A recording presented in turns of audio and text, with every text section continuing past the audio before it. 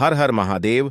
दोस्तों, पूज्य गुरु जी ने अभी अपनी कल की शिव महापुराण की कथा में सोमवार प्रदोष व्रत के दिन किया जाने वाला एक दीपक का एक ऐसा विशेष उपाय बताया है जो उन्होंने आज तक अपनी किसी भी कथा में नहीं बताया है। पूज्य गुरु जी ने कहा कि जब आपके हाथ तंग चल रहे हो, जब रुपए पैसे कहीं से प्राप्त ही ना हो पा रहे हों, जीवन में चारों तरफ से सिर्फ और सिर्फ परेशानियां आ गई हों, उनसे बाहर निकलने का कोई रास्ता ना दिखाई दे रहा हो, तो 23 जून 2025 सोमवार के दिन कर लेना। एक दीपक वाला यह उपाय होगी, हर मनोकामना पूरी मिलेगी, सभी दोषों से मुक्ति, इतना धन आएगा कि संभाले नहीं संभलेगा। माता लक्ष्मी जी और महादेव जी के आशीर्वाद से पूरे साल धन बरसता रहेगा।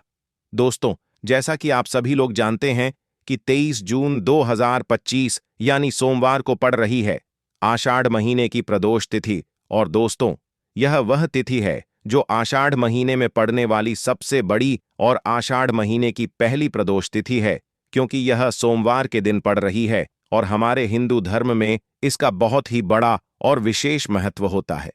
पूज्य गुरु जी ने कहा है कि अगर कभी भी मौका लग जाए और आषाढ़ महीने की प्रदोष तिथि सोमवार को पड़ जाए, तो आप लोगों को सिर्फ और सिर्फ एक दीपक वाला उपाय तो अवश्य ही करना चाहिए, क्योंकि इन दोनों तिथियों का संयोग बहुत ही कम आता है। इसी के साथ दोस्तों, गुरुजी ने कहा है कि जब भी आषाढ़ महीने की प्रदोष तिथि पड़े तो आप लोगों को सिर्फ और सिर्फ एक दीपक वाला उपाय तो अवश्य करना चाहिए। यह उपाय इतना खास है कि अगर आपने सही मुहूर्त पर सही क्रिया अनुसार एक दीपक वाला यह उपाय कर लिया, जो प्राचीन काल के समय का महा उपाय है, तो मान के चलिए दोस्तों, महादेव जी के आशीर्वाद से आपके जीवन का कितना ही बड़ा दुख हो, उससे आपको मुक्ति मिल जाएगी। आपकी कोई भी मनोकामना हो, मान लीजिए आप नौकरी की तैयारी कर रहे थे तो आपकी नौकरी लग जाएगी, आपका बंद पड़ा व्यापार चल पड़ेगा। और दोस्तों, आप जिस बीमारी से आप बहुत दिनों से परेशान थे, उस बीमारी से आपको मुक्ति मिल जाएगी। आपके जीवन में धन आना शुरू हो जाएगा, आपके जीवन में धन आने के नए नए रास्ते खुल जाएंगे। और मान के चलिए दोस्तों, फिर आपको किसी भी प्रकार की परेशानी का सामना नहीं करना पड़ेगा। इसीलिए दोस्तों, 23 जून सोमवार प्रदोष के दिन आप लोगों को इस वाले उपाय को जरूर कर लेना है। भले ही आपने पूरे साल भर इस उपाय को ना किया हो, पर अगर आपने इस आषाढ़ महीने में पड़ने वाली प्रदोष के दिन अगर इस वाले उपाय को कर लिया, तो आपको इस उपाय को करने का वह फल मिलेगा जिसकी आपने कभी कल्पना भी नहीं करी होगी। इसीलिए आप लोग इस दीपक वाले उपाय को एक बार जरूर कर लेना, ताकि आप लोगों के हाथ से यह मौका ना जा सके और आपको इस उपाय को करने का फल मिल सके। दोस्तों, यह उपाय पंडित जी ने अपनी अभी की ही शिव महापुराण की कथा में बताया है, जो इस उपाय को आज हम आपको बहुत अच्छे से समझाने वाले हैं। इस वीडियो को देखने के बाद इस उपाय को समझने के लिए आपको कोई और वीडियो को देखने की जरूरत नहीं पड़ेगी।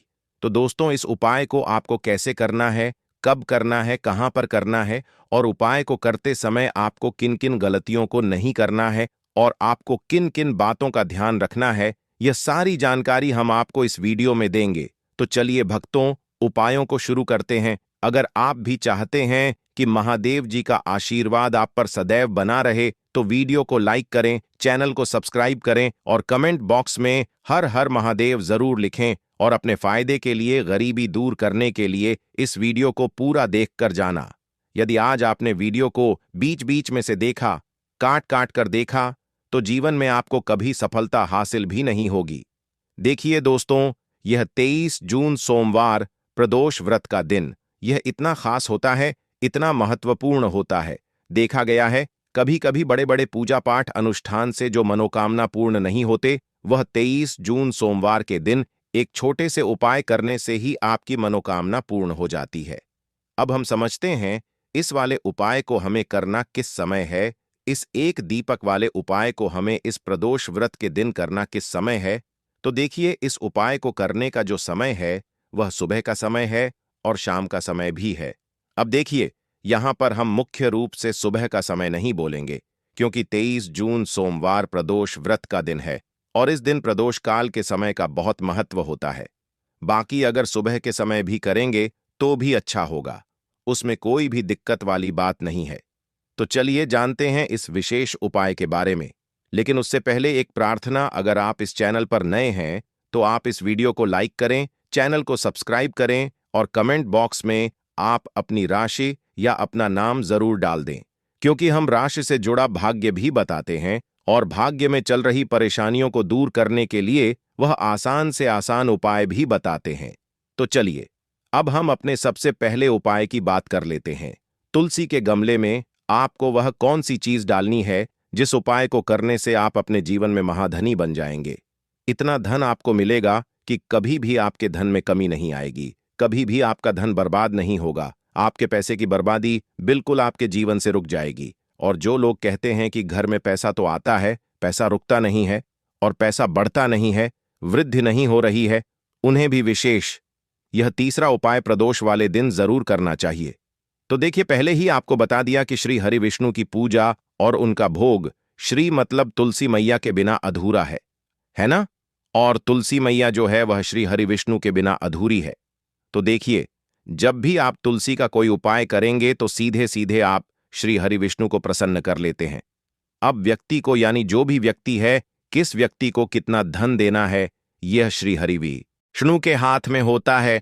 धन देने का काम मां लक्ष्मी करती है, जो कि मां तुलसी का ही एक रूप है।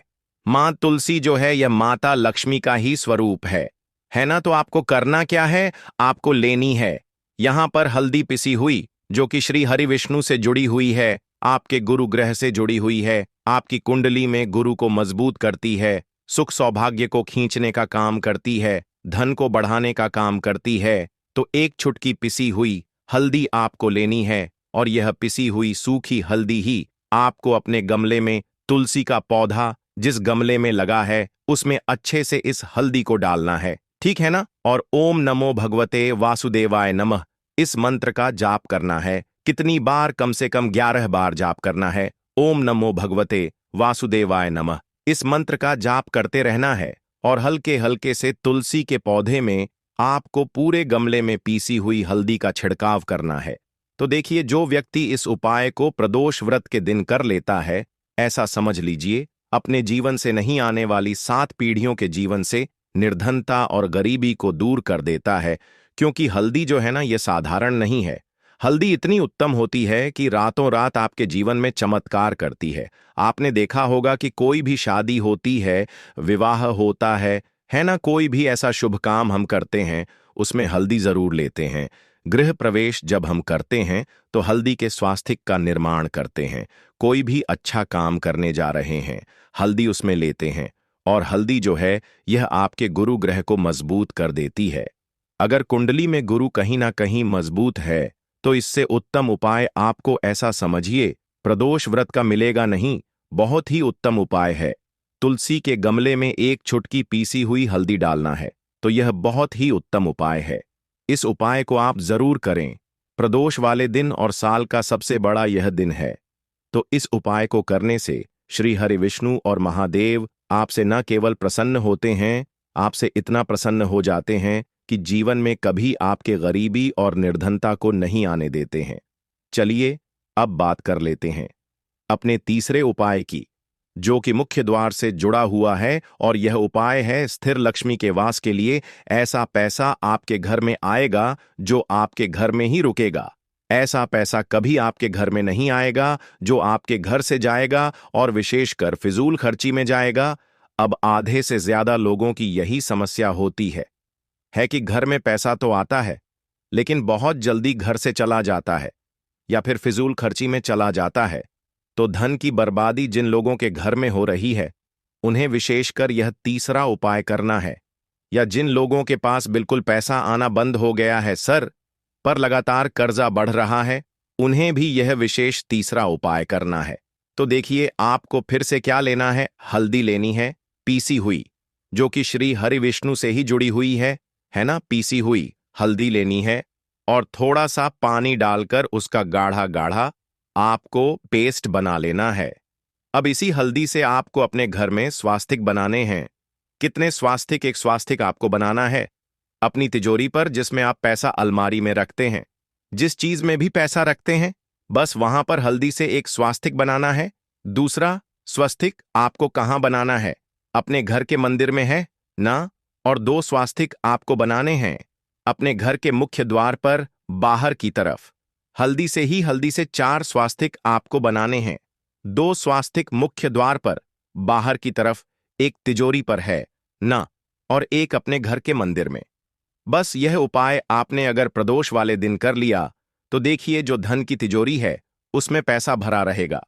कभी भी धन की तिजोरी धन से खाली नहीं होगी, क्योंकि जहां पर हल्दी का स्वस्तिक एक होता है वहां कभी धन की कमी नहीं होती है। हमेशा वहां पर धन की देवी माता लक्ष्मी वास करती हैं, क्योंकि हल्दी किससे जुड़ी हुई है? श्री हरि विष्णु से। और मां लक्ष्मी कहां होती है? जहां श्री हरि विष्णु वास करते हैं। अब बात करें कि आपके घर का मंदिर जो है उसमें अगर आप एक स्वास्तिक बनाते हैं तो आपके घर से ऊर्जा जो है पूरे में ऊर्जा फैलती है ना? तो आपके घर में पॉजिटिव एनर्जी बढ़ती है, सकारात्मक ऊर्जा बढ़ाती है। जब आप अपने घर के मंदिर में हल्दी का स्वस्तिक बनाते हैं, आपके घर से बुरी शक्तियां, नेगेटिव एनर्जी जैसी चीजें बिल्कुल आपके घर में नहीं रुकती हैं। मुख्य द्वार तो इतना उत्तम होता है कि मुख्य द्वार से ही मां लक्ष्मी की नजर सबसे पहले आपके मुख्य द्वार पर ही पड़ती है। और मुख्य द्वार पर अगर आपने हल्दी के स्वस्तिक बना दिए तो मां लक्ष्मी देखते ही प्रसन्न हो जाती है, क्योंकि यह श्री हरि विष्णु से जुड़ी हुई है ना? और हल्दी के स्वास्थ्य जहां पर जो व्यक्ति अपने घर के मुख्य द्वार पर बनाते हैं, ऐसा समझ लीजिए मां लक्ष्मी उनके घर में वास करती ही करती है और कभी भी ऐसे घर को फिर छोड़कर नहीं जाती है। स्थिर लक्ष्मी का वास आपके घर में होगा। यह हल्दी के स्वास्तिक वाला उपाय प्रदोष के दिन बहुत ही उत्तम है। साथ ही साथ कोशिश करें कि इस दिन गाय माता को हरी घास अवश्य खिलाएं। अगर आपको हमारी यह वीडियो पसंद आई हो तो हमारे इस वीडियो को लाइक करें, चैनल को सब्सक्राइब करें, कमेंट बॉक्स में लिखें हर हर महादेव, जय मां लक्ष्मी। अब बात करते हैं अगले उपाय। यह उपाय आपके जीवन में धन धान्य की वृद्धि करेंगे, साथ ही साथ आप में ओज तेज की वृद्धि भी करेंगे। अगर आप अपने व्यापार में या नौकरी में किसी कारणवश अगर रुके हुए हैं, आपको सफलता प्राप्त नहीं हो पा रही है, तो आप सफल भी होंगे और साथ ही साथ आपकी सारी समस्याओं और संकटों का अंत भी होने वाला है।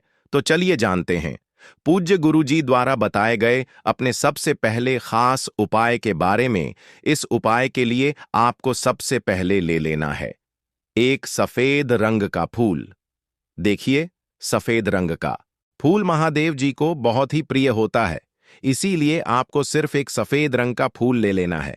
अगर आपके पास में सफेद रंग का फूल नहीं है तो आप शिवलिंग के ऊपर बढ़े हुए सफेद रंग के फूल को उठाकर इसे जल से शुद्ध करके आप इसका फिर से इस्तेमाल शिवलिंग पर कर सकते हैं। बस आपको ध्यान रखना है कि सफेद रंग का फूल जो आप लेंगे वह केतकी का फूल नहीं होना चाहिए, और आप कोई भी सफेद रंग का फूल उसकी जगह पर ले सकते हैं। फिर इसी के साथ आपको एक चावल का दाना ले लेना है। चावल का दाना कहीं से भी टूटा खंडित नहीं होना चाहिए। इसी के साथ आपको एक बेलपत्र ले लेनी है।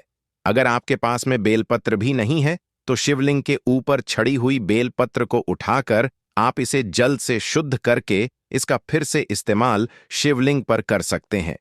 फिर आपको सबसे आखिर में एक लोटा जल ले लेना है। लोटा आप तांबे का लेंगे और जल हमेशा की तरह आपको अपने घर के किचन से ही लेना है। अब यह सारी सामग्री लेकर के आपको पहुंच जाना है शिवालय। पूज्य गुरु जी ने कहा है कि इस उपाय को आप शाम को प्रदोष काल में करना चाहे तो अति उत्तम रहेगा।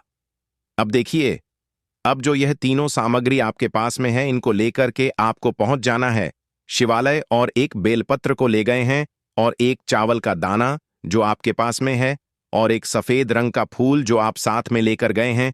इन तीनों सामग्रियों को एक एक करके आपको इसी एक लोटे जल में डाल देना है। यह तीनों सामग्री आप शिवलिंग के सामने ही इस एक लोटे जल में डालिए। अब आपका यह एक लोटे जल का मिश्रण तैयार हो गया।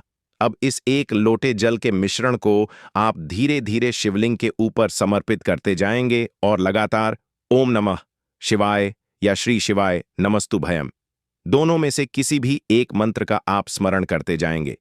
पूज्य गुरुजी ने कहा है कि जल आपको बिल्कुल धीरे धीरे समर्पित करना है, और जल समर्पित करते हुए आप कम से कम 108 बार इस मंत्र का आप स्मरण जरूर कर लें। आप चाहे तो श्री शिवाय नमस्तुभ्यम मंत्र का स्मरण कर लें और चाहे तो ओम नमः शिवाय मंत्र का स्मरण कर लें। इसके बाद जलाधारी से जो जल बहकर के नीचे गिर रहा है उसको थोड़ा सा आपको किसी पात्र में इकट्ठा कर लेना है। आप चाहे तो इस खाली लोटे में भी इस जल को इकट्ठा कर सकते हैं और महादेव जी से अमृत स्वरूप आपको प्राप्त कर लेना है।